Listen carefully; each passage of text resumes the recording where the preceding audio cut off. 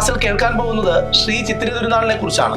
ശ്രീ ചിത്തിര തിരുനാൾ തിരുവിതാംകൂറിലെ അവസാനത്തെ ഭരണാധികാരി, തിരുവിതാംകൂറിലെ വ്യാവസായികവൽക്കരണത്തിന്റെ പിതാവ് എന്നറിയപ്പെടുന്നത് ശ്രീ ചിത്തിര തിരുനാൾ രാജാവാണ്. കടൽ യാത്ര നടത്തിയ ആദ്യത്തെ തിരുവിതാംകൂർ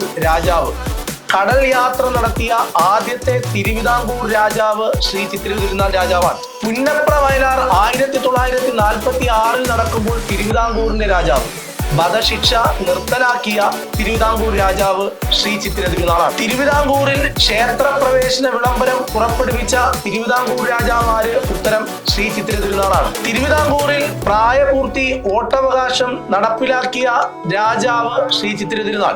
ആരുടെ ദിവാനായിരുന്നു മുഹമ്മദ് ഹബീബുള്ള ശ്രീ ചിത്തിര തിരുനാളിന്റെ ദിവാനായിരുന്നു. പോപ്പിനെ സന്ദർശിച്ച ആദ്യത്തെ തിരുവിതാംകൂർ രാജാവ് ശ്രീ ചിത്തിര തിരുനാളാണ്. കേരളത്തിലെ ആദ്യത്തെ വന്യജീവി സങ്കേതമായ നെല്ലിക്കാമ്പട്ടി സാങ്ച്വറി സ്ഥാപിതമാകുമ്പോൾ തിരുവിതാംകൂർ രാജാവ് ശ്രീ ചിത്തിര തിരുനാൾ രാജാവായിരുന്നു. ശ്രീ ചിത്തിര തിരുനാളിന്റെ ഏറ്റവും പ്രശസ്തനായ ദിവാനായിരുന്നു CP രാമസ്വാമി അയ്യർ. മറ്റൊരു തിരുവിതാംകൂർ രാജാവുമായി നമുക്ക് വീണ്ടും കാണാം. Bye bye.